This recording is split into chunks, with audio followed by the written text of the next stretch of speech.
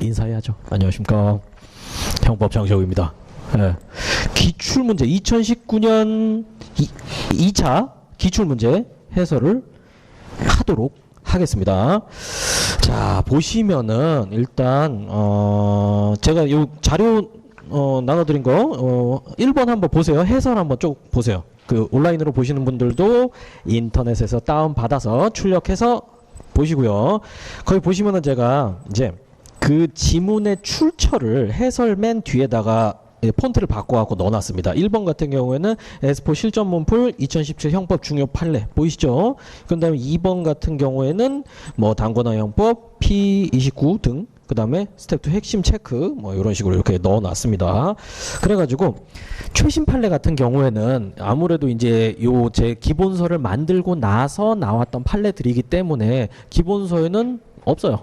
기본서에 없습니다. 근데 최신 판례 다룰 때 우리가 했고 제가 중요하다라고 짚어드린 거에서 나왔고요. 그리고 그 외의 것들은 기본서에 다 있어요. 제 기본서가 이제 얇아가지고 저한테 피드백이 많이 와요. 불안하다고.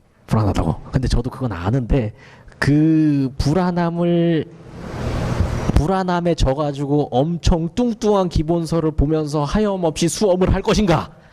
아니면은 조금 불안하더라도 여기 해가지고 수험 빨리 붙어갖고 빨리 공무원하고 갑질하고 살 것인가? 너무 극단적이죠? 그런데 이제 그렇게 접근을 하세요. 수험을 하염없이 늘리면 안 돼요. 버릴 건 버리고 포기할 건 포기하고, 그리고 제 책 신중하게 만들어 놔갖고 빈 것도 없어요. 기가 막혀. 깜짝 놀랐어요. 그러니까 이거 겁내지 마시고 이거 가지고 잘 하면서 최신 판례 추가하고 문제 추가하고 하면은 걱정이 없습니다. 뭐 4권짜리 기본서 엄청 두껍더만요. 살상 무기 정도 되는 거, 그런 거 보실 필요 없습니다. 자, 어쨌든 이번 시험에 제가 전반적인 리뷰를 좀 해드린 다음에 개별 문제를 풀어보도록 할게요. 첫 번째로 박스 문제가 좀 줄어든 거, 그게 특징이기는 해요. 그래가지고 이제 전체 지문이 우리가 이제 20문제가 있잖아요. 20문제가 있는데 기본적으로 4개 선지가 있기 때문에 80 지문이 기본인데 박스 지문이 박스 문제가 들어가 있으면 여기서 더 올라가겠죠. 근데 박스 문제가 몇 개 없어가지고 최종적으로 83개 지문이더라고요. 그러니까 83개 지문만 잘 맞추면 이제 여러분 인생 피는 겁니다. 근데 여기서 이제 그 개별 지문 구성을 보면요, 이번 시험의 특징이기도 한데 이제 최신 판례. 자, 최신 판례가 출제가 많이 됐어요. 근데 요 최신 판례 중에서도 제가 기존의 이제 출제 경향을 보면서 바로 직전 최신 판례만으로는 조금 부족하다 해가지고 제가 3개년 최신 판례를 하거든요. 그래서 요번에는 최신 판례가 16년, 17년, 18년 최신 판례를 따로 스텝 4에서 다뤄드리고, 그 다음에 파이널에서 19년 최신 판례 1월부터 여러분 시험 보는 그 직전까지 나왔던 판례 공보 정리해갖고 냈는데, 여기서 지문이 어떻게 나왔냐면은 3, 4, 3, 4 이렇게 나왔어요. 그러니까 이거 합치면 지금 14개죠. 14개 맞나? 14개면은 비율 한번 따져보세요. 거의 20% 가까이 돼요. 그러니까 진짜 중요한 거예요. 진짜. 근데 이 최신 판례는 또 이게 중요한 게 왜 그러냐면, 여러분이 형법 배경 지식을 알고 있다고 하더라도 못 푸는 경우가 많아요. 이거는 진짜 특히 정말 최신의 판례일수록 알면 풀고 모르면 못 풀고, 좀 더 극단적으로 봤으면 풀고 못 봤으면 못 풀고, 이거예요. 그렇기 때문에 어떤 시험이든 굉장히 중요하고요. 그리고 요걸 제가 앞으로도 계속 요 스텝 4랑 5에서 다뤄드릴 거니까 요거 잘 생각하면서 하도록 하세요. 여기서 14개 빼면은 지금 뭐 69개? 제가 계산을 잘 하고 있나요? 69개 기본서에 다 있어요. 기본서에 있고, 그리고 스텝 2, 스텝 3, 뭐 4, 5 거기서 다 다뤘던 지문들이에요. 그러니까 요 커리큘럼만 잘 따라오시면 충분히 문제가 없다라는 거 말씀드리고요. 그 다음에 이번 시험의 또 특징이 뭐냐면은 개별 지문의 난이도가 올라갔어요. 개별 지문 난이도. 근데 이 중에서도 제일 중요하게 보셔야 될 게 뭐냐면은 판례 변형이에요. 판례 사안. 여러분들 다 당하고 오셨죠? 다 당하고 오셨죠? 그 제일 중요한 게 그 사위랑 사돈 바꾼 거 뭔지 아시죠? 친족 상도례에서 원래 사돈 속여가지고 친족 상도례가 적용되지 않는 사안인데 그 사돈의 글자를 하나 바꿨어요. 사위로 바꿨어요. 사위는 직계열 쪽의 배우자로서 친족 상도례에 가까운 친족에 해당돼가지고 형 면제되는 그런 사안이거든요. 그렇게 판례를 얍삽하게 바꾸거나 아니면은 저것도 있었죠. 그 점유이탈물 횡령죄 그거 보셨어요? 그냥 싫어가지고 그냥 덮어놓고 그냥 다 찢어버려 이렇게 한 거 그건 이따 말씀드릴게요. 어쨌든 판례 사안을 되게 디테일하게 변형하는 문제가 나왔어요. 여러분 시험에서 특히 경찰 채용 요 단계에서는 그렇게 판례를 디테일하게 꼬는 문제는 잘 안 나왔었어요. 그런데 시험 난이도가 점점 올라가면서 이제 판례 중간에 이유나 내용까지도 봐야 고득점을 할 수 있는 시험으로 점점 바뀌어가고 있습니다. 그러니까 나중 되면 난이도 더 높아질 거예요. 저기 뭐 예전 사시 문제라든가 이제 그런 거 하면 완전 답 없거든요, 진짜. 머리통 뽀개져요, 그거. 근데 그런 게 빨리 나오기 전에 빨리 붙자라는 게 이제 제 말씀이고요. 그래서 요 판례 사안 변형된 거 이게 제일 중요해요. 이게 제일 어렵거든요. 여러분 문제 푸실 때 이거예요. 고속버스 운전사 점유이탈 명령 오케이. 이러면 틀리는 문제가 나왔다니까요. 이따 한번 그거 보도록 하겠습니다. 그런 다음에 이제 판례를 조합한 문제도 있어요. 와, 아주 신경 많이 썼더라고요. 그러니까 A 사례는 유죄고 B 사례는 무죄인데 A, B 사례를 교묘하게 붙여놓은 다음에 A 및 B는 유죄다 이렇게 해놓은 거예요. 그럼 요 중간이 틀린 건데 여러분 보실 때 이거 보고 여기로 넘어가잖아요. 근데 이렇게 하면 틀리는 문제를 냈어요. 그러니까 여러분 어떻게 하는지 다 알고 있는 거예요. 다 알고 있는 거예요. 그래서 그것도 좀 주의하시고요. 그리고 또 여러분이 조금 흠칫했던 게 이제 학설 대립 나오고 학설 비판까지 나왔죠. 그래서 그것도 조금 신경을 쓰셔야 될 거예요. 학설 대립하고 그 다음에 와 학설 비판까지 나온 건 제가 보기에 조금 심했다 싶더라고요. 심했다. 근데 뭐 어쩝니까 우리가 을인데 까라면 까야지. 그래서 요것도 이제 제 커리큘럼 상으로는 이제 스텝 2 거기서부터 좀 자세하게 이렇게 다룰 거니까 요 학설 대립. 그리고 여러분이 이제 시험이 임박해 있으면은 이런 거 그냥 포기하고 가야 되는데 이제는 시험을 봤잖아요. 그러니까 시간이 조금 있으니까 이런 것도 한 번씩은 이렇게 준비를 해 놓으시는 게 다음 시험에서 이제 도움이 될 겁니다. 뭐 그런 다음에 뭐 그 외에는 이제 이론 문제라든가 아니면은 조문 문제라든가 이제 이런 것들이 나왔는데 이런 건 당연히 준비해야 되는 문제예요. 그런 다음에 또 특징으로 볼 수 있는 게 이거는 뭐 굳이 적을 필요 없이 말로만 해드릴게요.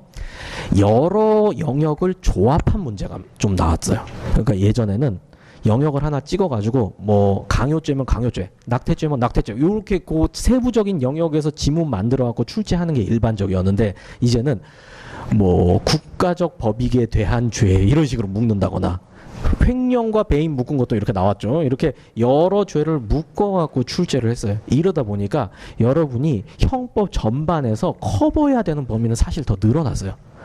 지금까지는 약간 꼼수가 통했거든요.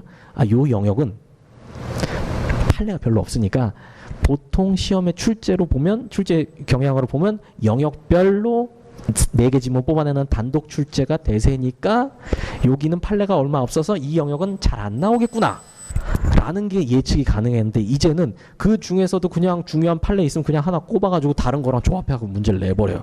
그래서 공부를 더 철저히 하셔야 돼요. 전반적으로 난이도가 올라가고 더 확실히 공부하셔야 돼요. 그렇게 생각하시면 되겠습니다. 그리고 이번 시험에 또 특징 마지막으로 문서죄 안 나왔고 형벌로는 안 나왔는데 이거는 언제 다시 나와도 이상하지 않으니까 이제 문서죄 안 내나 보다 이렇게 하면은 여러분 남들 베이스 깔아주는 공부니까 그건 절대 그렇게 접근하시면 안 돼요. 자, 그래서 이제 문제를 한번 해설해 보도록 하겠습니다.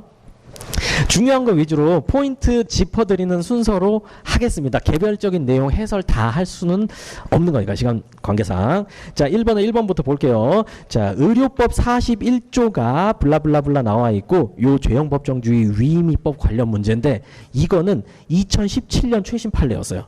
그래가지고 이건 사실 읽는다고 완벽하게 판단하기 조금 어려워요. 사실 공부가 좀 돼 있으면은 읽고 어느 정도 통박이 굴러가는데, 근데 불안하잖아요. 한 번이라도 봐야 이걸 판단하지. 그렇기 때문에 최신 판례 중요하다라는 거.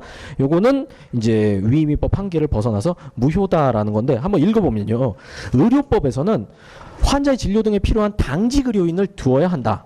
그 당직 근무 있잖아요. 밤에. 야간 응급실에 뭐 당직 의료인 두어야 된다라고만 하고 있는데, 그 법에서 위임을 받은 시행령에서는 뭐 의사 몇 명, 간호사 몇 명 이렇게 둬야 되고 안 두면 처벌한다 이렇게 하고 있어요. 그러니까 법에서는 당직 의료인을 두어야 된다니까 의사를 두든 간호사를 두든 한 명만 두면 상관없는 거예요. 처벌 안 되는 거예요. 그런데 시행령에서 그런 의료인의 이제 범위와 수를 더 디테일하게 정하면은 이게 어떻게 되는 거냐? 법에서 예정하지 않은 구성 요건을 시행령이 만들어 버리는 거예요. 이렇게 되면 죄형법정주의 원칙상 허용될 수가 없습니다. 그래서 헌법의 원칙에 반하는 시행령이기 때문에 시행령은 무효가 되고, 이 시행령을 위반한 병원이라고 하더라도 처벌받지 않게 된다. 요 논리입니다. 자, 그런 다음에 이제 2번이에요. 공소시효 문제인데, 형벌불소금 원칙이 여러분을 항상 괴롭히죠. 그래가지고 제가 뭐 이런 거 이제 형벌불소금 원칙, 여기는 유죄 여기는 무죄 이런 식으로 정리를 해드리긴 하는데, 여기서는 공소시효를 그 관련 내용을 공부하면 풀 수는 있는데, 여기서 꼼수가 통해요. 쭉 가보시면 뭐 보시면 됩니까? 언제나 위배되는 것은 아니다. 이런 건 틀리기 어려워요. 언제나 위배되진 않는다. 위배될 때도 있고 안 될 때도 있다. 그러면은 엔간하면 맞아요. 그래서 여러분 문제 푸실 때 꼼수인데, 아직 경찰 시험에서는 다행히 요게 통해요. 언제나, 항상, 반드시 이런 거, 엄마 걸고 막 이런 거 나오죠. 오늘 요번 시험에 요거 또 하나 나왔더라고요. 요번 시험에 이런 전칭 표현이 하나 더 나왔어요. 뭔지 아세요? 오롯이. 요것도 나왔더라고요. 요거 나오면 거짓일 확률이 높아요. 그러니까 여기서는 언제나 위배된다라고 하면 극단적인 표현이니까 거짓일 확률이 높죠. 그런데 그거를 한번 뒤집었죠. 언제나 위배되진 않는다. 항상 그런 것은 아니다. 그러면 엔간하면 참이에요. 엔간하면. 난이도가 높은 시험, 요새의 트렌드는 어떠냐면은 이걸 가지고 한 번 더 꽈요. 진짜 언제나 그렇다라고 말할 수 있는 영역을 어떻게든 찾아내갖고 그걸 내요. 그러면 공부 제대로 안 돼 있으면 언제나 엄마 걸면 안 되지 하면서 이제 그런단 말이에요. 근데 그게 틀리게 되죠. 근데 아직 다행히 여러분 시험은 그 정도는 아니에요. 그러니까 그거를 어느 정도 활용하시는 거, 요거는 시간 줄이는데 충분히 도움이 됩니다. 자, 그 다음에 3번에서 포인트는 뭐냐면 풍기문란이에요. 풍기문란. 이건 제가 뭐 스텝 2나 1이나 그런 데서도 강조를 드렸었는데, 풍기문란 하면은 되게 불명확한 것 같아요. 풍기문란이 뭐야? 근데 이거 명확하다라고 봤어요. 그러니까 죄형법정주의 명확성의 원칙에서 요 따로 정리해 놔야 될 판례들, 그런 거를 알아둬야 된다. 그 정도만 하시면 되겠죠. 자, 그 다음에 4번입니다. 정답 4번인데요. 도로교통법상 도로가 아닌 곳에서 운전면허 없이 운전한 행위, 무면허 운전으로 처벌하면 안 되죠. 만약에 그거를 처벌했다면 죄형법정주의 유추해서 금지 원칙에 위반된다라는 거예요. 요건 제가 기본 강의 때도 말씀드렸잖아요. 저 자동차 때려 박혔는데 어디서 박혔다고? 아파트 지하 주차장에서 때려 박혔는데 거기는 도로가 아니기 때문에 도로교통법이 적용이 안 돼서 처벌할 수가 없다. 말씀드렸죠. 그거랑 비슷한 취지예요.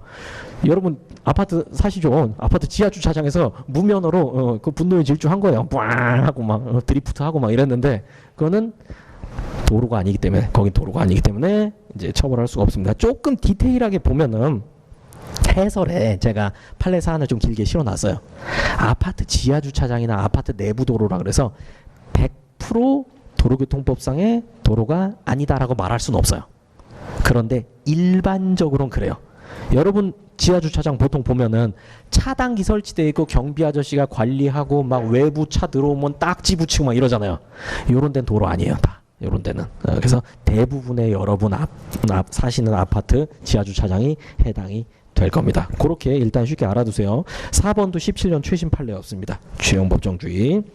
자, 그리고 죄형법정주의 꼼수를 하나 알려드리자면, 공부가 별로 안 됐는데 내가 시험을 보러 간다. 죄형법정주의 끙끙대지 말고 버리세요. 그냥 버리세요. 요거는 공부가 어느 정도 되고 난 분들이 푸는 거고, 이 임박한 시험 만약에 보러 간다라고 하면은 이거 나오면 일단 제끼고 딴 거 쭉 푼 다음에 다시 와가지고 문제를 뭐 풀어도 되고요. 아니면 기도를 한번 하고 하나님한테 번호를 하나 찍어달라고 점지하거나 이런 식으로 접근하세요. 현명하게 시험 시간을 활용을 해야죠.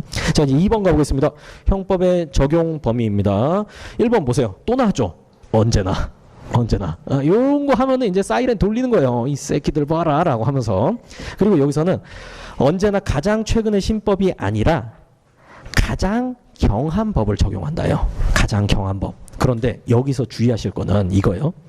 언제나 가장 경한 법을 적용한다 라고 하면 이거 참일까요? 거짓일까요? 언제나 가장 경한 법을 적용한다. 참이에요.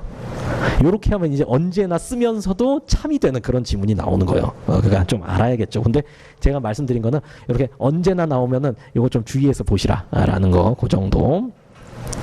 자, 그렇습니다. 그런 다음에 2번 문제, 여러분 오늘 요번에 시험 보고 오신 분들 손 한번 살짝 들어보실래요? 이렇게 많이 보고 오셨네요. 자, 우리의 시험을 한번 돌이켜 봅시다. 2번에서 1번 보고 1번이 좀 이상하다고 생각했어요. 2, 3, 4번 안 보고 넘어가셨습니까? 아니면 읽었습니까? 거기서부터 잘못된 거예요. 거기서부터. 2번 풀고 1번 지문 보고, 사실 이거는 정말 기본적이고 중요한 판례이기 때문에 알았어야 돼요. 이걸 몰랐으면 공부를 조금 잘못한 거예요. 그리고 이제 2번에서 이게 틀렸다는 걸 알았으면은 답 찍고 2, 3, 4번 안 보고 3번으로 넘어갔어야 돼요. 그렇게 하고 거기서 세이브한 시간을 다른 지문이나 다른 과목에 할애를 했어야 남들보다 한 문제 더 맞고 여기 앉아 있는 게 아니라 저 옆 골목 가가지고 술을 푸고 있는 거죠 이제. 네. 아시겠죠? 제가 이런 거는 이제 이런 스킬 같은 거 스텝 4 가서 계속 트레이닝을 해드리긴 하는데 가장 기본적인 거니까 잘 알아두시기 바랍니다. 자, 그럼 이제 2번입니다. 2번은 법조항 그대로 나온 문제예요. 그리고 3번도 뭐 크게 어렵지는 않은 거고 법조항이랑 판례랑 조합한 거고, 4번이 조금 헉할 수가 있죠. 형법의 세계주의에 관한 규정을 두고 있습니다. 두고 있어요. 첫 번째는 약취유인 인신매매죄, 거기 관련해가지고 세계주의, 외국인의 구괴범도 대한민국 형법을 적용할 수 있는 규정을 두고 있어요. 그게 세계주의예요. 그리고 또 하나 있는 게 통화위조 변조죄. 그게 5조의 통화위조 변조죄 그거랑 그 다음에 저기 207조의 외국 통용 외국 통화 위조 변조죄 그거랑 조합돼가지고 외국인이 외국에서 외국 통화를 위조 변조해도 대한민국 형법을 적용할 수 있도록 해놨어요. 그래서 일본인이 미국에서 독일 통화를 위조해도 한국 형법이 적용돼요. 대한민국이 전혀 묻어있지 않은데도 한국 형법이 적용되도록 그렇게 입법이 돼 있어요. 그렇기 때문에 이게 한 1년, 1년 반에 한 번씩 튀어나와요. 이런 문제가. 그래서 이거 잘 알아두세요. 자, 그 정도로 보시고 3번입니다. 인과관계. 자, 1번이에요. 조건설. 학설 내용뿐만 아니라 비판이 나왔습니다. 근데 뭐 요 정도는 뭐 크게 문제 되진 않는다. 그렇게 보여요. 너무 어렵진 않으니까. 조건설은 그거죠. 인과관계를 판단하는데 만약 행위가 없었더라면 결과도 발생하지 않았을 것이라는 가설적 관계가 인정되면 인과관계를 인정하는 거예요. 실제 현실에서는 행위도 있었고 결과도 발생했죠. 그런 다음에 행위와 결과 간의 인과관계가 궁금한 거예요. 행위와 결과. 그러니까 실제로는 이거 있었어요. 그리고 이것도 있어요. 그러니까 기소가 됐죠. 그러니까 재판을 하고 있죠. 근데 지금 요 사이에 인과관계는 있는지 없는지 궁금해요. 요럴 때 요 인과관계를 판단하는 방법이 뭐냐면은 만약에 지금 상황에서 가정을 해봤을 때 행위가 없었더라면 결과도 없었을 것이다 라는 게 인정되면 인과관계 있다고 보겠다 라는 게 조건설입니다. 그래서 이제 if 이렇게 가설적으로 하는 거죠. 그런데 이제 요 조건설이 인과관계 출발점을 제시했어요. 다른 학설들 뭐 원인설이라든가 상당인과관계설, 합법칙적 조건설 다 조건설에 기반을 두고 발전한 학설입니다. 그런데 그 조건설에 기반을 두고 새 학설이 왜 나왔는가? 조건설에 약간 치명적인 단점이 있었어요. 인과관계가 너무 무한히 확장이 됩니다. 제가 기본 강의 때 말씀드렸던 게 그거죠. 자, 유영철이 여성을 찔러서 죽였으니까 유영철이 없었더라면 여성도 죽지 않았겠죠. 그러니까 인과관계 있네요. 그러면 이제 이런 거죠. 유영철 엄마 아빠가 유영철을 낳지 않았더라면 여기가 죽지 않았을 테니까 엄마 아빠도 인과관계가 있네요. 그러면 할아버지 할머니 무덤 다 파가지고 조상님까지 다 작살내는 거예요. 좀 너무 이상하잖아요. 그래서 이 인과관계를 제한하기 위해서 나온 게 원인설, 상당인과관계설 등등 이렇게 됩니다. 그래서 지금 그렇게 알아놓으시면 돼요. 자, 근데 이제 2번 판례입니다. 요거는 그거죠. 저기 뭐냐, 돼지고기 자기만 먹으려고 하다가 이제 걸려가지고 이렇게 코앞에 이렇게 들이밀다가 그러다 뒤로 넘어져갖고 두개골절로 사망했는데, 요거는 폭행치사죄 책임 물을 수 없다라고 봤어요. 이렇게 턱 밑에 돼지고기 밀면서 이게 김치야 요 정도 했다고 사람이 죽을 예견 가능성이 있다라고 보긴 너무 곤란하다라고 했기 때문에 요거 그냥 판례만 아시면 됩니다. 그다음에 이제 요 3번이 이제 17년 최신 판례인데요. 요게 또 정답 지문이어가지고 요 3번도 조금 어려웠을 수도 있어요. 그런데 보시면은 사안을 잘 보시면은 이제 신호가 바뀌었는데 이 사람은 정지선을 넘어갔어요. 그런데 횡단보도에 사람이 들어왔어요. 깔아뭉개면 됩니까? 안 되죠. 어찌 보면 상식으로 되게 해결할 수 있는 내용이에요. 이게 실제 대법원에서 쟁점이 됐던 거는 조금 법조항이랑 따져봐서 조금 더 골치 아프지만, 여러분 시험에 낸 거는 이게 유죄냐 무죄냐 요걸로 판단할 수 있는 부분이기 때문에 요건 좀 괜찮았어요. 근데 어떻게 하셨는지 모르겠습니다. 이제 여기서 실제 문제의 쟁점은 뭐였냐면은 밑에 해설 내려가 보세요. 자, 3번 보시면 쭉 밑에 내려가서 도로교통법 27조 보행자의 보호 1항 있죠. 한번 읽어봅시다. 모든 차 또는 노면 전체의 운전자는 끊고 보행자 밑줄 괄호에서 블라블라블라 포함한다. 거의 밑줄 가 횡단보도를 통행하고 있을 때에는 끊고 보행자의 횡단을 방해하거나 위험을 주지 아니하도록 끊고 그 횡단보도 앞에서 일시 정지하여야 한다. 실제 쟁점은 이거였어요. 이 사람은 이렇게 횡단보도가 이렇게 있으면은 이게 중앙선이 이렇게 있고 이쪽으로 갈 때 여기 정지선이 그려져 있잖아요. 여기 정지선이. 그러니까 지금 법에 따르면은 사람이 있으면 여기서 서야 된다 라고 얘기하고 있죠. 그런데 지금 이 사안은 뭐예요? 사람이 오기 전에 벌써 여기 지나갔어요. 그러니까 이제 여기 지나갔는데 파란불로 바뀌고 사람이 여기서 들어와가지고 꽝 하고 치웠는데, 그러면 요 사안은 도교법 27조 1항을 위반한 건가요? 안 한 건가요? 애매하죠. 쟁점이 된 게 이거였어요, 이거.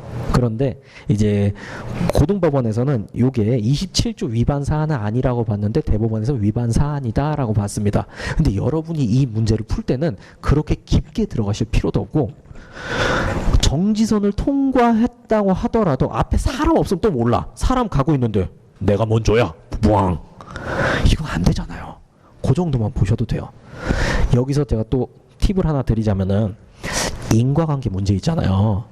인과관계는 범죄 성립 요건 중에 하나긴 하지만, 인과관계 문제가 보통은 인과관계가 있냐 없냐로 물어보지만 대부분이 유죄냐 무죄냐만 알아도 풀려요. 대부분 그래요. 그렇기 때문에 이게 인과관계가 그렇잖아요. 객관적 구성 요건 중에서도 주체, 객체, 행위, 결과, 인과관계 중에 하나의 요소죠. 그러니까 무죄가 되더라도 인과관계가 없어서 무죄가 될 수도 있고, 뭐 고의가 없어서 무죄가 될 수도 있고, 아니면 행위가 안 돼서 무죄가 될 수도 있고, 주체 자격 요건을 결해서 무죄가 될 수도 있고, 그렇잖아요. 그러니까 여러분이 인과관계가 없다라고 하면은 막 그런 것까지 신경 쓰게 된다고요. 근데 실제 문제는 유죄 무죄 수준에서 풀립니다. 그렇게 접근하시면 될 거예요. 그 다음에 4번은 아주 유명한 판례이기 때문에 읽어보시면 됩니다. 넘어가겠습니다. 자, 이제 4번이에요. 자, 사실의 착오 문제인데, 일단 여러분 실전 시험에서 요 착오 문제 나왔다고 얼씨구나 하고 먼저 풀면 안 돼요. 만약 아무리 내가 진짜 착오 공부 많이 했다고 하더라도 들뜬 마음을 진정시키고 일단 뒤로 넘겨야 돼요. 왜냐하면 이 착오 문제는 시간이 많이 걸리거든요. 그래서 효율성이 떨어져요. 효율성이. 자, 그래서 일단 한번 보시면요. 이제 기억 보겠습니다. 형법에는 사실의 착오에 관한 규정이 없어. 벌써 틀렸어요. 사실의 착오에 관한 규정이 15조 1항에 있습니다. 특별히 중한 죄가 되는 사실을 인식하지 못한 행위는 중한죄로 벌하지 아니한다라고 해서 사실의 착오, 협의의 구성요건적 착오 내용 중에서 아주 일부 내용은 15조 1항에서 규율을 하고 있습니다. 그러니까 그 사실의 착오 중에서 여기에 해당하는 착오 인식한 사실과 발생한 사실이 가중 감경적 구성요건 관계에 있다라고 하면 이걸로 해결하면 돼요. 그리고 그 외에 여기 내용은 학설에 따라서 해결을 하는 거죠. 요 학설이 구체적 부합설, 법정적 부합설, 추상적 부합설 이렇게 되죠. 그리고 자 이제 여기 보시면은 니은, 디귿, 리을 요거는 이제 요 학설을 알아야 해결할 수 있는 문제인데 제가 요거 두 문자로 그냥 외워라 라고 말씀드렸죠. 그래서 뭐 이거 문제를 푼다라고 하면은 이렇게 푸시면 돼요. 자, 두 문자.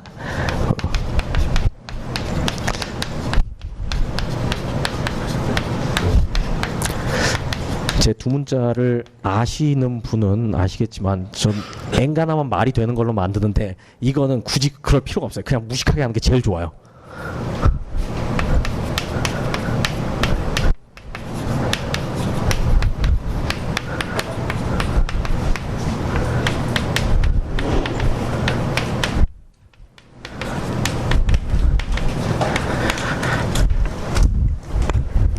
사실의 착오 해결할 수 있는 방법이 이겁니다. 요거. 그리고 요거를 표로 그릴 수 있으면 표로 그리는 연습을 하시면 돼요.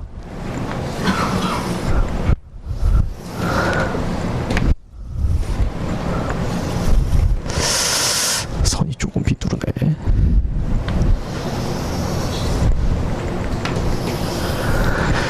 자, 요렇게 한 다음에 이제 내용을 채워 보겠습니다. 이거는 구체적 사실의 착오, 요거는 추상적 사실의 착오입니다. 이거는 객체의 착오고 요거는 방법의 착오. 그리고 요거는 객체의 착오, 방법의 착오. 그런 다음에 여기는 구체적 부합설, 법정적 부합설, 추상적 부합설. 구추, 객방, 객방, 구, 법, 추 이렇게 하시면 돼요. 그런 다음에 자 여기 채우는 거. 형법 1호독이신 분들은 저게 뭐야 하실 거예요. 근데 알아야 돼요. 그냥 들으세요. 자 이거는 발생사실 고의기수, 발생사실 기수, 그리고 인식사실 고의미수, 발생사실 과실 기수, 상상적 경합, 인미 발과 상경 이렇게 됩니다. 그런 다음에 법정적 부합설은 이렇게 되죠. 한 단계 더, 한 단계 더 이렇게 되고, 추상적 부합설은 이렇게 되고, 그 다음에 여기는 경중기가, 중경미가 여기에 들어가는 거예요. 경죄, 인식, 중죄, 실현 한 사안이다 라고 하면은 순서대로 경죄, 고의, 기수, 중죄, 과실, 기수, 상경이고요. 그런 다음에 중죄를 인식하고 경죄를 실현하면은 중죄, 고의, 미수, 그리고 경죄, 고의, 기수, 상경 이렇게 됩니다. 그래서 경중, 기과, 중경, 미기, 상경 이렇게 돼요. 착잡하죠. 착잡하죠. 그래서 버리라는 거예요. 그래서 자 이제 보겠습니다. 니은 보시면은 자 을을 살해할 의사 거기 살해할 의사 밑줄 치세요. 그리고 을을 향해 총을 쐈으나 자 빗나가 밑줄 옆에 있던 병에게 명중하여 병이 자 밑줄 사망한 경우에 요거 어떻게 해결하냐면 이렇게 되는 거예요. 첫 번째로 요 구체적 사실의 착오는 이제 같은 구성 요건 간 착오 그리고 추상적 사실의 착오는 다른 구성 요건 간 착오로 보시면 돼요. 분필이 왜 이래 이거. 다른 구성 요건 간 착오. 그러면 지금 인식한 사실은 을을 살해하는 건데 을 살해도 살인죄죠. 그리고 병이 살해되는 결과가 발생했는데 이것도 살인죄죠. 인식한 사실하고 발생한 사실하고 구성 요건이 똑같잖아요. 이렇게 되면은 구체적 사실의 착오로 분류가 됩니다.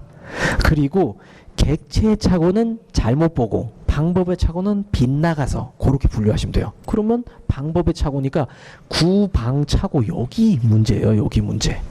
그러면 구체적 부합설은 인미발과 상경이고 법정적 부합설이랑 추상적 부합설은 발기 이렇게 되는 거죠. 그렇게 푸시면 돼요. 그래서 니은 보시면 구체적 부합설과 법정적 부합설의 결론이 다르죠. 구체적 부합설은 뭐예요? 을에 대한 살인미수, 병에 대한 과실치사, 상경 이렇게 되죠. 그런데 법정적 부합설은 발생사실 고의기수니까 병에 대한 살인기수가 인정돼 버려요. 그래서 결과가 달라지는 거예요. 자, 그 다음에 디귿. 판례의 입장에 따르면 판례의 입장은 법정적 부합설입니다. 그렇기 때문에 요거는 틀렸죠? 인미발과가 아니라 발생사실 고의기수니까 병에 대한 살인기수가 성립한다. 이래야 맞고요. 그 다음에 리을. 추상적 부합설 똑같죠? 그래서 요거는 난이도를 조금 조정을 한 거예요. 조금.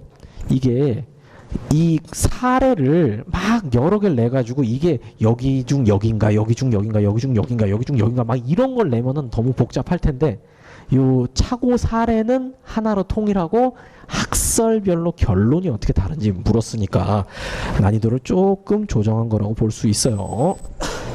자, 그런 다음에 이제 미음입니다. 미음도 학설 비판이 나와서 조금 그렇죠. 법정적 부합설은 사람을 살해할 의사로 사람을 살해했음에도 불구하고 살인미수라고 하는 것은 일반인의 법감정에 반한다는 비판을 받는다. 일반인의 법감정은 상식 말하는 거예요. 그리고 이 비판은 구체적 부합설에 대한 비판이에요. 구체적 부합설. 법정적 부합설은 인식사실하고 발생사실이 구체적 사실의 착오에 들어와서 구성요건이 똑같으면 사람 죽이려고 생각하고 사람 죽였으니까 어쨌든 살인 기수다라고 해결하는 게 법정적 부합설이에요. 그런데 구체적 부합설은 사람 죽이려고 생각하고 사람이 죽었는데 잘못 보고 그랬을 때는 발생사실 고의기수 인정하는데 빗나가서 그랬을 때는 발생사실에 대한 기수범을 인정을 안 해요. 그러다 보니까 이 측면에서 고의를 전용하는 범위가 너무 좁다. 고의 인정하는 범위가 너무 좁아서 상식에 부합하지 않는다라는 비판을 받게 되는 거죠. 자, 그 정도로 보시면 돼요. 깝깝하시죠? 끝났어요. 자, 그 다음에 5번이에요. 정당행위인데요. 위법성이 조각되는 것만 고른 것은 이런 문제 나오면은 OX만 혼동되지 않게 그렇게 보시면 됩니다. 자, 기억. 모발이식 수술 의사가 직접 해야 됩니다. 간호사가 조무사가 안 봐줘요. 그 다음에 니은. 자동문 설치해주고 돈 못 받아갖고 자동문을 수동으로만 열리게 했다. 요거 손괴죄에 해당하고 위법성 조각 안 돼요. 그 다음에 뭐 디귿도 그렇고 리을도 보시면은 리을도 요거는 정당히가 인정된 사안이에요. 리을 읽어보시면은 그래요. 애기들이 놀고 있었어요. 근데 내 딸은 2살짜리고 그리고 내 딸은 4살짜리고 요 얘는 한 5, 6살 정도 됐어요. 근데 이전에도 그 남의 집 딸내미가 우리 집 딸내미 눈 찔러가지고 다친 적이 있었어요. 그러니까 이제 이 엄마는 걱정되잖아요. 그래갖고 애 노는데 옆에서 보고 있었어요. 그런데 그날도 또 다른 집 딸내미가 와가지고 하면서 또 눈을 공격을 하는 거예요. 그러니까 엄마가 인연이 막 이랬으면 이건 큰일 나죠. 근데 그게 아니라 이렇게 손으로 막았어요. 하지마! 그래서 막았는데 애가 이게 막히니까, 뛰다가 막히니까 뒤로 엉덩방아를 쪘는데 그 집 엄마가 보고서 뭐 하시는 거죠? 이제 해가지고 이렇게 고소를 하게 된 거예요. 골치 아프죠. 판사 입장에서 이제 이거 뭐 어쩌겠어요. 야, 봐주죠, 이런 거. 뭐 애가 뭐 죽었거나 애가 불구가 됐거나 그럼 뭐 책임을 져야겠지만 사실 그것도 아니고 그냥 엉덩방아 찌고 그랬는데. 그래서 이런 건 상식적으로 보시면 되고요. 그 다음에 미음도 처음 보신 분들도 많을 거예요. 근데 일단 요거는 정당행위가 인정된 사안입니다. 여기서 제가 이 팁을 좀 드릴게요. 지금까지 나왔던 삼보일배 판례는 다 무죄였어요. 삼보일배. 삼보일배 뭔지 아시죠? 세 발 걷고 한 번 절하고. 삼보일배 판례 2개 있는데 그거 둘 다 무죄가 나왔었습니다. 그 다음에 힌트가 좀 나와요. 편도 2차선 다소간 방해했다. 다소간은 조금 이런 뜻이잖아요. 조금 막혔다라는 거. 그리고 편도 2차선이 이렇잖아요. 자, 보통 편도 2차선이 왕복 4차선 도로죠. 우리 기본 강의에서도 이런 걸 다뤘는데 길을 완전히 다 막아버리면 그런 거 처벌해요. 그런데 옆에 조금 남겨뒀다면 그 행진 때문에 조금 교통체증이 발생했더라도 그거 갖고 처벌하진 않아요. 시위, 집회 시위의 자유가 또 있기 때문에. 그래서 그 정도로 보시면 되겠습니다. 쟁점이 막 있다기보다는 그냥 그 판례 결론만 알면 되는 거예요. 자, 그 다음에 이제 6번입니다. 1번은 그냥 바로 조문 문제고요. 2번이 좀 헷갈렸죠. 10세인 형사 미성년자 보시면은 10세가 형사 미성년자는 맞아요. 14세 미만이니까. 그런데 10세면은 소년법상의 소년에는 해당돼요. 소년법이 이렇게 규정이 되어 있거든요. 이제 나이로 따져 보면요. 10세, 14세, 19세 이렇게 하고 형법은 만 14세 이상부터 적용이 됩니다. 만 14세 미만한테는 적용 안 돼요. 그리고 소년법은 10세부터 19세까지 적용이 됩니다. 그렇기 때문에 여기도 10세 이상이거든요. 10세 이상? 그러니까 만 10세다라고 하면은 좀 이상하네요. 10세다, 10세다라고 하면은 소년법에 해당이 되는 거예요. 만 9세면 여기고 10세면 여기 해당돼요. 그렇게 그것만 보시면 돼요. 그러니까 이것도 속기 딱 좋죠. 10세인 형사 미성년자라고 하면은 쭉 가면서 이건 처벌하면 안 되겠네 이렇게 속을 수가 있는데 소년법상의 소년이에요. 소년법은 시험에 이렇게 대놓고 나오기 때문에 나오는 만큼은 공부를 하셔야 됩니다. 자, 3번, 4번 문제 없습니다. 그리고 이제 7번이에요. 7번에 1, 2, 3, 4번인데요. 요거는 제가 파이널에서 이거 무조건 나온다고. 여러분 나중에 승진시험 볼 때까지 계속 마르고 닳도록 나올 거니까 진짜 중요하다고 말씀을 드렸어요. 그런데 다행히 나왔네요. 나올 줄 알았지만 또 나와주니까 참 감사하네요. 어쨌든 진짜 중요한 판례예요.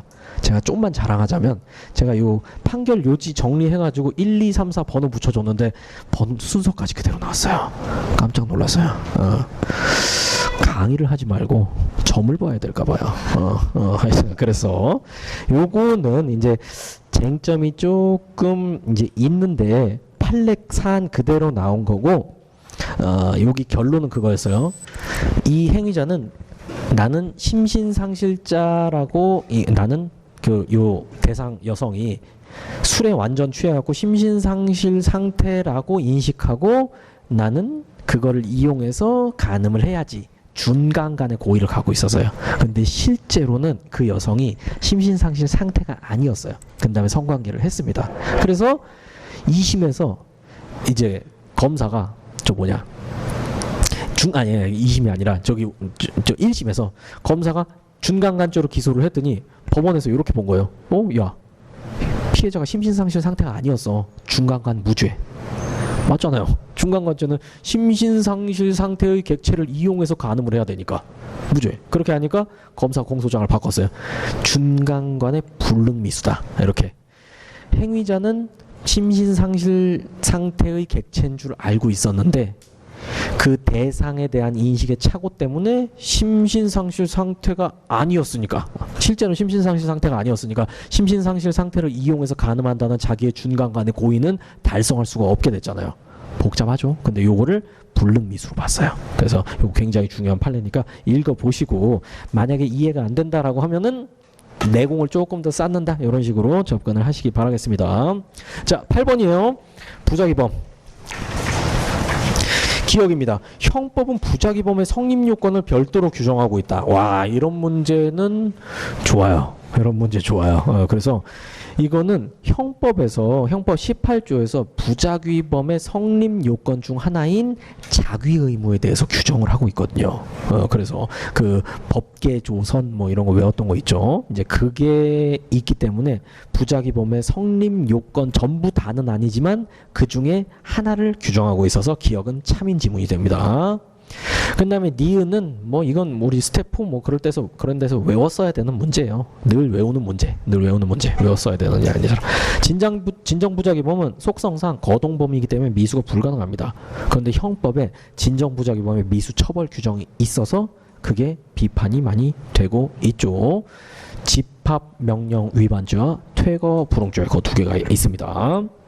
그런 다음에 디귿. 부진정부작위범의 구성요건인 보증인적 지위는 신의칙이나 조리에 의해서도 발생한다. 18조의 해석상, 법률상, 계약상, 조리상, 선행행위상 자기의무가 도출된다. 이렇게 해석할 수가 있죠. 그런 다음에 리을입니다.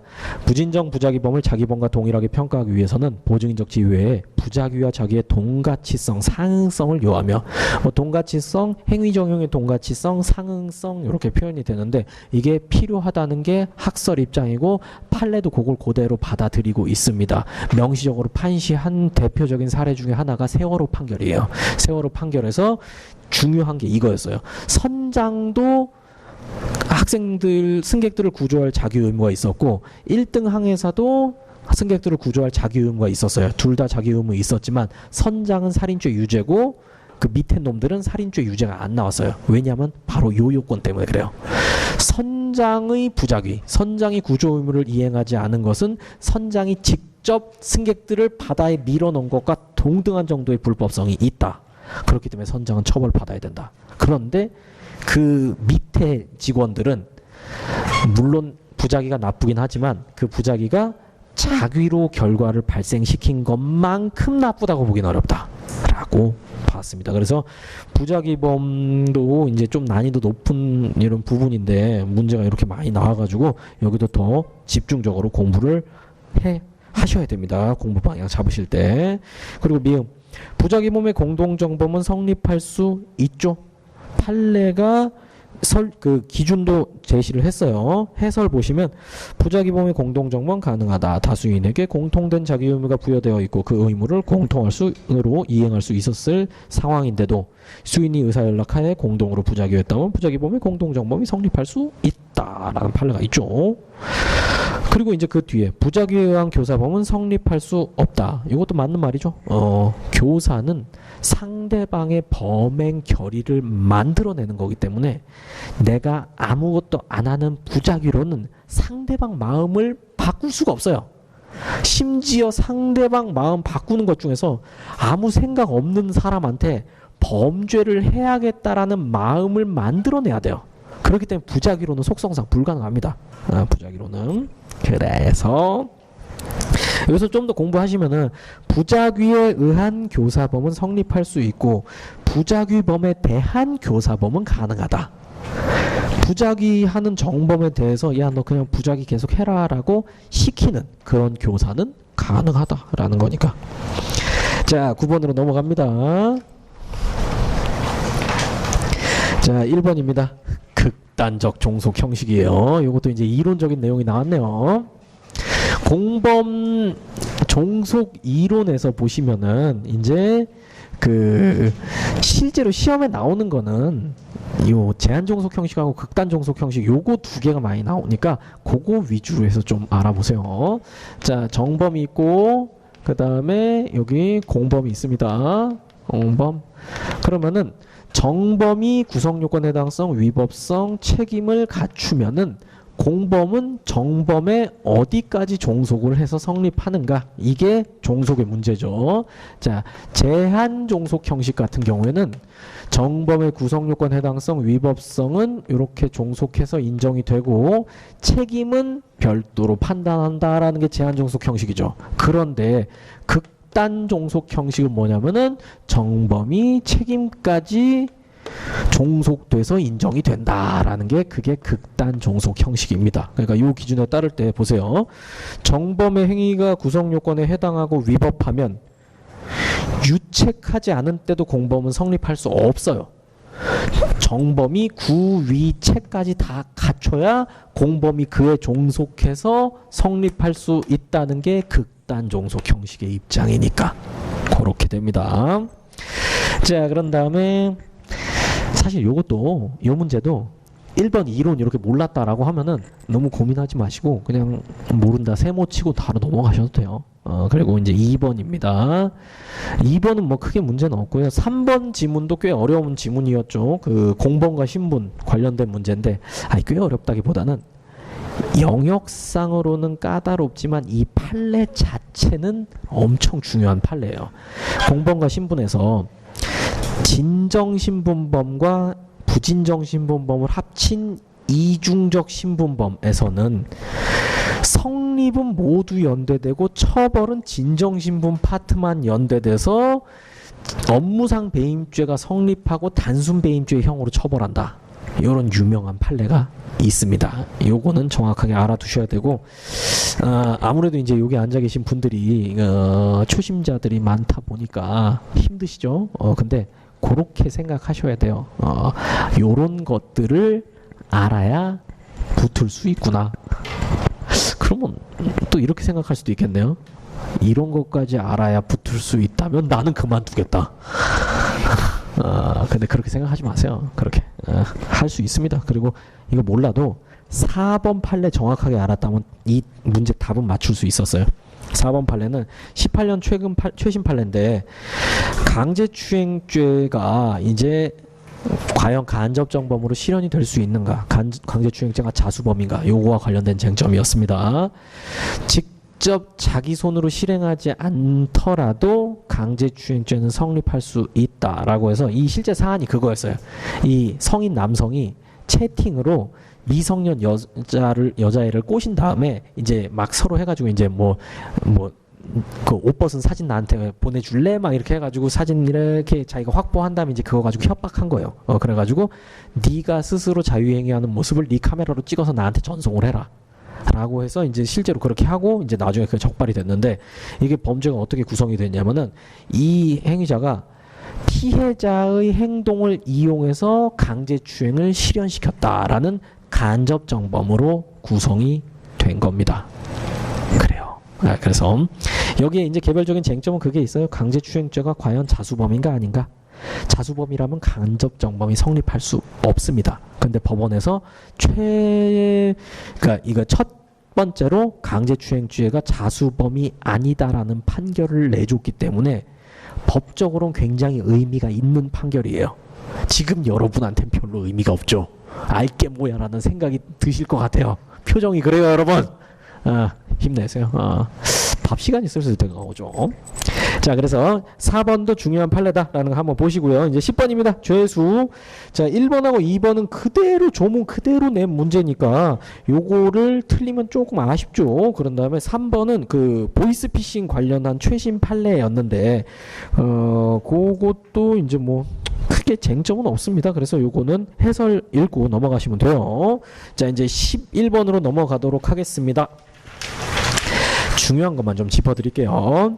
자, 1번은 16년 판례입니다. 16년 제가 최신 판례로 분류하긴 하지만 조금 오래돼가고 최신 판례라는 이름을 붙이기가 약간 좀 그렇네요. 어쨌든 1번 피해자의 신체에 대한 거의 밑줄 접촉이 없다 하더라도 폭행은 유형력 행사인데 접촉하면 신체에 대한 직접 유형력 행사 인정되는데 접촉이 안 되더라도 유형력 행사로 인정될 수 있죠. 이렇게 하는 거.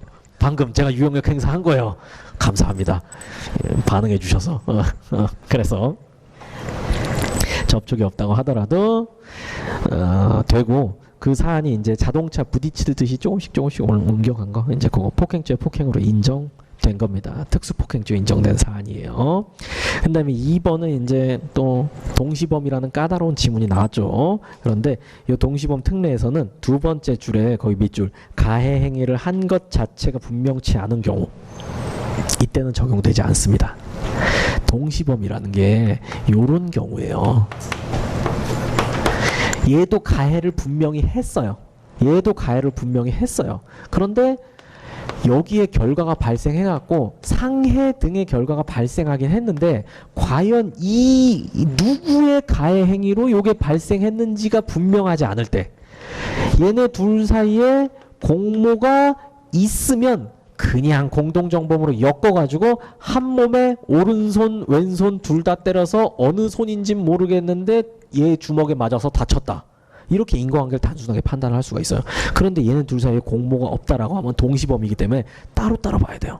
따로따로 보면은 가해행위 있는데 결과도 있는데 인과관계가 입증이 안 됐다, 미수죠. 역시 여기도 미수죠. 그래서 결과가 발생해도 미수범으로밖에 처벌을 못해요. 미수범 처벌 규정이 없으면 무죄가 되겠죠. 그렇기 때문에 형법에서 정책적으로 263조를 만들어가지고 상해 결과가 발생했을 때는 공모가 없는 동시범이라도 공동정범이랑 똑같이 취급해버리겠다라는 게 263조의 취지입니다. 그런데 판례는 이 상해뿐만이 아니라 폭행치상, 그리고 상해치사, 폭행치사 여기까지 인정하고 강간치사에는 인정 안 한다. 이런 게 동시범의 쟁점이죠. 그런데 여기서 중요한 건 뭐냐면은 동시범이 최소한 되려면은 이거는 인정되고 인과관계가 판명이 안 돼야 돼요. 그런데 요 문제되는 판례 사안은 뭐였냐면은 가해 행위를 했는지 자체가 불분명하다. 다른 말로 하면 입증이 안 됐다라는 거예요. 입증 안 되면 없는 걸로 취급해요.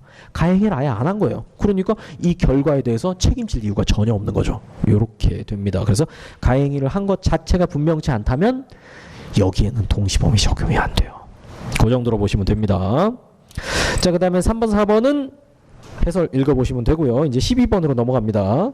12번에 1번에서 이것도 약간 헉할 수도 있어요. 협박죄를 위헌범으로 이해하는 입장에 따르면, 이거 그냥 판례 입장이에요. 그냥 판례 입장. 그래서 이 해악을 고지하고 상대방이 이를 인식했다면 상대방이 공포심을 느꼈는지 안 느꼈는지 불문하고 협박죄의 기수를 인정하는 게 판례니까 이게 정답이죠. 판례 자체는 워낙 중요하고 유명한 거라서 어렵지 않은데 그 첫째 줄이 조금 헉하게 만든 뭐 그 정도? 그렇게 보시면 돼요. 자, 다음 장 넘겨보시면요. 이제 요 강론 쪽은 그렇게 어렵진 않아요. 강론 쪽은. 13번 명예훼손죄 같은 경우에는 큰 쟁점이 없기 때문에 해설만 보시면 돼요. 판례 그대로 나왔기 때문에 제가 해설도 뭐 판례 번호만 이렇게 넣어놨죠. 자, 14번이에요. 14번에 이제 3번이 헷갈려요. 3번이. 자, 열려 있으면 들어갈 의사로 출입문을 당겨보는, 제가 맨날 액션 하죠. 이거 철컥철컥. 이거는 착수 맞죠? 근데 초인종 누르는 건 착수 아니잖아요. 요거를 같이 쓱 섞어가지고 헷갈리게 만들어 놨습니다. 그래서 앞으로는 선택지를 다 읽어야 돼요.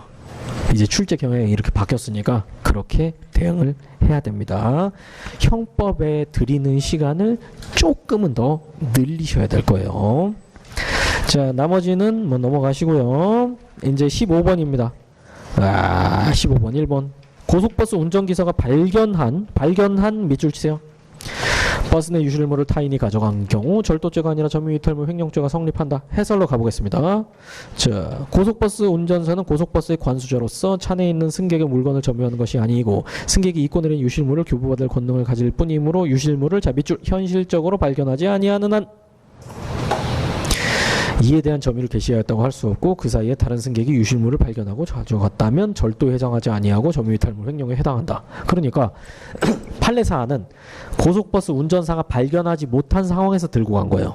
그런데 지금 선지는 고속버스 운전사가 발견한 거잖아요. 그러면 고속버스 운전사의 점유 그리고 원래 소유자의 소유가 인정되는 타인 소유 타인 점유의 물건이니까 의사에 반해서 가져가면 절도죄가 성립하는 거죠.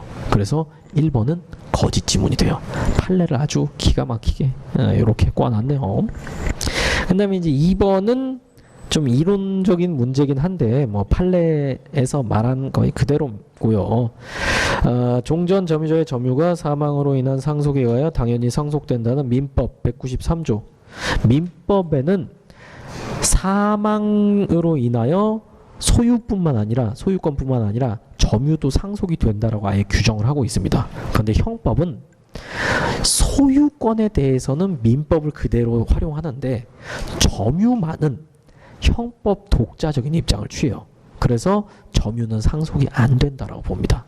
요게 유명한 판례가 있어요. 그 이제 남녀 둘이 동거하다가 할아버지 돌아가시고 할머니가 할아버지 등기권리증 등가방 들고 간 그 판례 관련해서 나온 겁니다. 그 정도만 아시면 되고요. 나머지는 4번도 그대로 판례 사안이니까 보고 넘어가시면 돼요.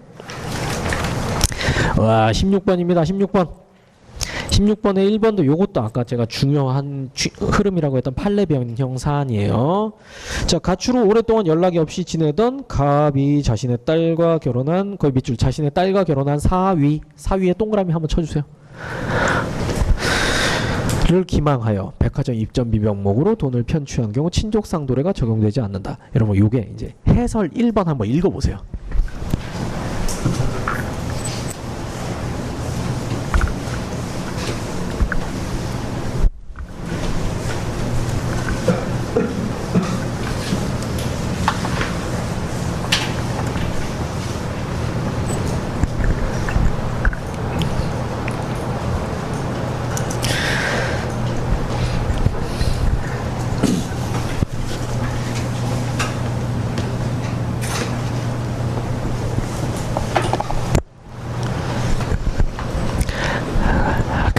이게 원래 판례는 사돈이에요.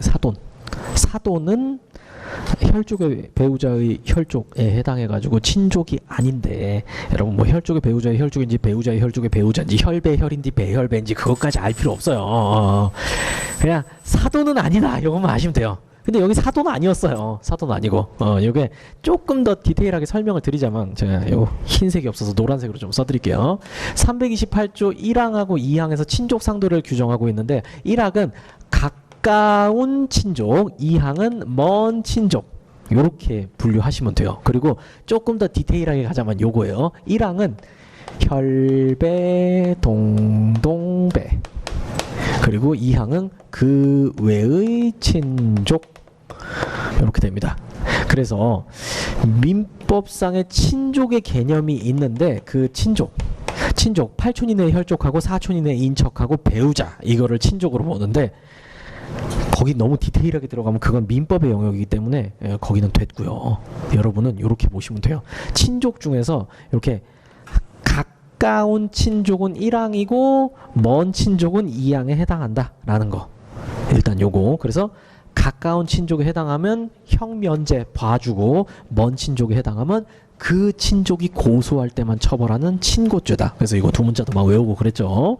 그리고 여기서 이제 1항에서 직계혈족, 배우자, 동거친족, 동거가족, 그 배우자, 이렇게 됩니다. 그렇기 때문에 여기서 내 자신의 딸과 결혼한 사위니까 혈족의 배우자예요. 내 딸이 혈족이죠. 그리고 그 혈족하고 결혼했으니까 배우자. 혈족 배우자. 혈족의 배우자. 그러니까 여기 그 배우자 이렇게 돼 있거든요. 혈족 배우자. 그러니까 내 직계 혈족. 배우자는 내 배우자. 그리고 동거하는 친족, 동거하는 가족, 그리고 그 배우자 돼 있는데, 그 배우자가 요렇게 수식한다 라는 판례가 있어요. 그래서 제가 기본서에 이렇게 화살표 그어드린 거 기억나시죠? 그거를 활용해서 문제를 냈다고도 볼 수가 있는 거죠. 자신의 딸과 결혼한 사위. 그래서 사돈은 해당 안 되는데, 그러니까 이거요. 사돈은 여기도 아니고 여기도 아니고 여기 해당돼요. 사돈은 아예 아니에요. 그런데 여기 사위는 여기에 해당돼요. 그렇게 그 정도로 보시면 되겠습니다. 자, 이제 2번 뭐 조문 문제, 3번 이론 문제인데 그냥 해설 제가 넣어놨으니까 그거 보시면 됩니다. 17번으로 넘어가서 17번도 이제 그 2번이 2번이 최신 판례 그 18년도 그 보이스피싱 사안이에요. 보이스피싱 관련한 판례들을 쭉 정리하시면 되겠고요. 일단 제가 실어 놓은 거 그거 위주로 해서 한번 읽어 보시는 걸로 지금은 족합니다. 자, 그리고 이제 18번입니다. 18번. 18번도 조금 어려운 사안이었죠. 18번. 18번에 2번 같은 게 이게 골치가 아파요. 사실 2번 제가 오늘 계획을 하면서 요거 시간이 좀 남으면 설명해 드리고 아니면 그냥 넘어가야지 했는데 여러분 표정을 보니까 넘어가야 될 것 같지만 제 직업적 양심상 설명을 하도록 하겠습니다. 그래요. 자, 한번 읽어보세요, 여러분. 차근차근 읽어보시고 제가 앞에 깔아드릴 동안 해설도 그냥 눈으로 한번 훑어보세요. 마지막 힘을 내서.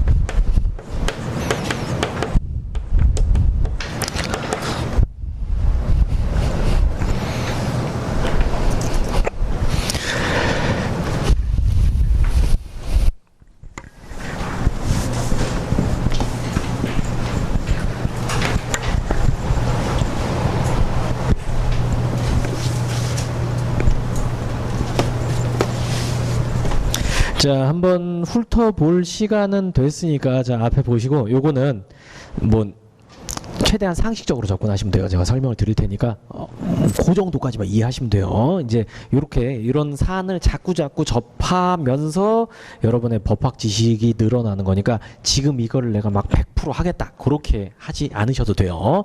자, 을이 갑에 대해서 채권을 가지고 있어요. 그러면은 갑은 채무자라고 부르고 을은 채권자라고 부릅니다. 그리고 채권을 가지고 있을 때 굳이 담보 설정을 안 해도 되지만 보통은 담보를 설정해 줘야 갑이 돈을 빌리면 자기 물건을 담보로 줘야 을이 돈을 빌려주겠죠. 그리고 그 담보가 동산, 물건이 될 수도 있고 부동산이 될 수도 있고요. 그리고 채권을 담보로 잡힐 수도 있어요. 갑은 병에 대해서 뭐 예를 들어서 1억 원 채권이 있습니다. 근데 을이 갑에 대해서 또 1억 원을 빌려요. 그러면은 이제 갑은 이런 식으로 하는 겁니다. 을이 담보를 달라고 하니까 야, 내가 병한테 돈을 받을 게 있는데 아직 변제기가 안 되었고 내가 이거 돈을 못 만들고 있는데 내가 너한테 빌린 1억을 변제기에 못 갚으면 이 채권 그냥 너 줄게. 이렇게 하는 거예요. 상식적이죠. 그런 거를 법적으로 권리질권이라고 해요. 이 권리에다가 이렇게 담보권을 행사하는 거. 동산질권, 권리질권 이렇게 있습니다. 그리고 부동산에 대해서는 이렇게 담보권을 행사하는 걸 뭐라고 불러요?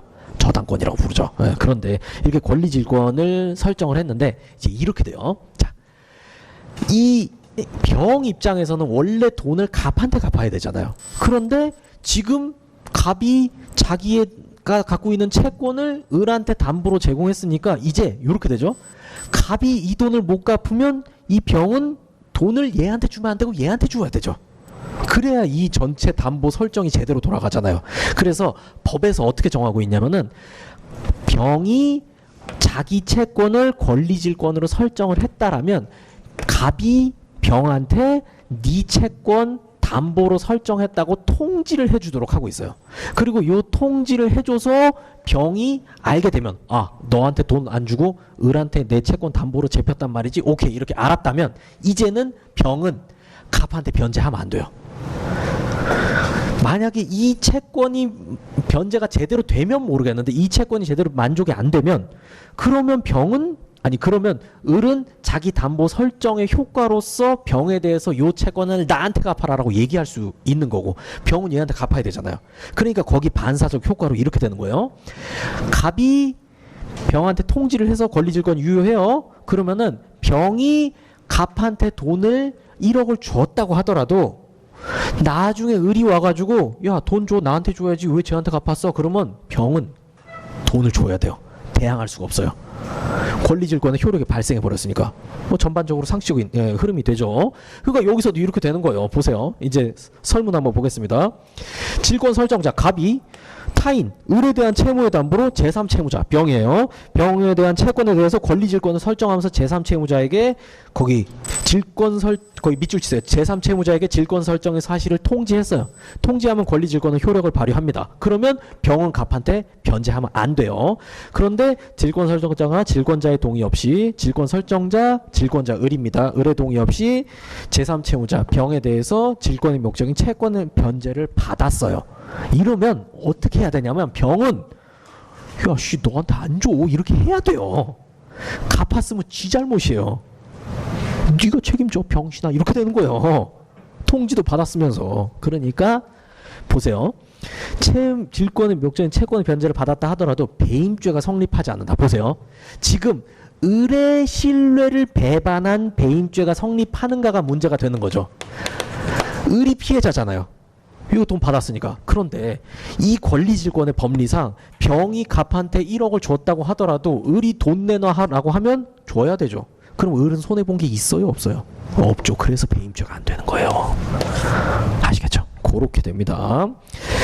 자, 그런 다음에 이제 3번 같은 경우에는 요걸 꼬는 거를 아주 답은 횡령죄예요. 근데 횡령죄가 아니라 배임죄다 이렇게 꼬았죠. 그래서 요 지입 차량 횡령죄 같은 경우에는 차량에 대한 횡령죄 그 점유자 자기 점유 타인 소유 자기 점유의 그 동산 보관자 등록동산 보관자는 굳이 자동차의 등록 명의자가 아니라도 점유자면은 보관자가 인정된다. 그런 중요한 판례가 나온 거기 때문에 요거는 뭐 그 판례를 확인해 보시면 되겠고요. 그런 다음에 자 4번입니다. 금전채권 담보하기 위하여 채무자 소유의 동산에 관하여 이른바 강한 의미의 양도담보 계약을 설정한 경우 채무자가 이를 점유하던 중 임의로 양도담보된 동산을 처분하면 배임죄가 성립한다. 요게 뭐냐면은 제가 문제 풀 때 그 양도담보 등 재산에 대한 이제 재산 담보 배신 행위 요거에 대해서 정리를 해드렸어요. 그래서 뭘 했냐면은 두 문자 이렇게 해드렸어요. 무권 동배횡 부배배. 이것도 뭐 스토리 안 만들고 그냥 한 겁니다. 근데 이게 어떤 거냐면은 양도담보 관계에서 채무자도 배신할 수 있고 채권자도 배신을 할 수가 있습니다. 그 재산이 동산일 수도 있고 부동산일 수도 있어요. 그럴 때 성립하는 범죄 배임 횡령 배임 요거예요. 그러니까 조금만 설명을 드리자면 자 보세요. 요렇게 요렇게 1억 원을 빌렸습니다. 아니야 잠깐만 1억을 요렇게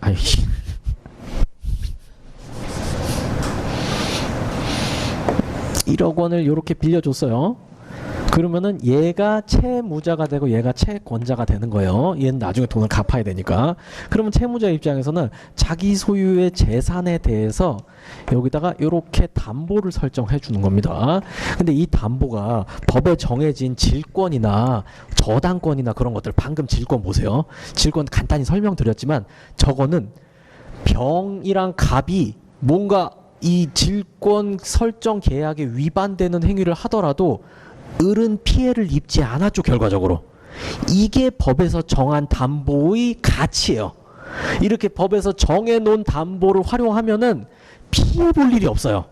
그런데 사람들은 법에서 정한 거를 안 하고 그냥 단순하게 좀 편한 담보 쓰려고 하는 거예요. 돈 빌리고 그냥 물건 줘버리는 거, 이런 거. 이런 양도담보. 증권 설정을 하게 되면은 그러면 피해를 안 받고 배신을 할 수가 없는데, 그런데 법에 정해지지 않은 담보를 활용한다라고 하면은 배신할 여지가 커요. 예를 들어서 1억 빌려줬어요. 그런 다음에 1억 원 상당의 고가 시계를 맡겼습니다. 1억 5천 상당의. 그러면서 이제 채무자는 이렇게 했죠. 자, 내가 이 정말 아끼는 시계니고 내가 돈 꼭 갚을게. 그러니까 돈 빌려주고 내가 갚으면 시계 다시 돌려줘야 돼 하면서 돈 빌렸어요. 그런 다음에 원래 30일 쓰고 돌려주기로 했는데 일이 잘 풀려가지고 15일 만에 돈 들고 갔어요. 1억이랑 이자까지 해가지고 돈 디밀면서 야, 돈 여기 있으니까 시계 돌려줘 하니까 얘가 없는데? 팔았는데? 이렇게 하는 거예요. 그러면 이제 이 채무자는 여기서 보호받을 수가 없는 거잖아요. 이거는 법에 정해진 담보가 아니기 때문에 안전장치가 마련이 안 돼 있어요. 그러다 보니까 채무자든 채권자든 뒤통수를 칠 수가 있고, 그 뒤통수 치는 거를 법원에서 아는 거죠. 법에 정해지지 않은 담보니까 누군가 피해를 볼 우려가 크다. 그런데 법에 정해지지 않은 담보를 썼다고 해서 이 사람들이 죄인은 아니잖아요. 그렇기 때문에 이 배임죄나 횡령죄라는 재산상 배신죄를 활용해가지고 여기다가 안전장치를 보장해 주는 거예요. 그런 취지입니다. 근데 기본적인 거 그렇고요. 뭐 아니면 뭐 이런 것도 있어요. 채무자랑 채권자랑 자, 돈 빌렸습니다. 그런 다음에 이제 시계를 아직 안 주고 뭐 이런 식으로 하는 거예요. 만약에 여기다가 이제 부동산이 있어요. 자, 이게 부동산이 있어가지고 돈 빌려주면 마 저당권 설정해 주고 마 해가지고 했는데 이제 돈은 받고 부동산은 저당권은 딴 사람한테 홀랑 설정해 준다든가, 이런 거는 또 채무자 쪽에 배신이 있는 거죠. 그 재산은 부동산이고.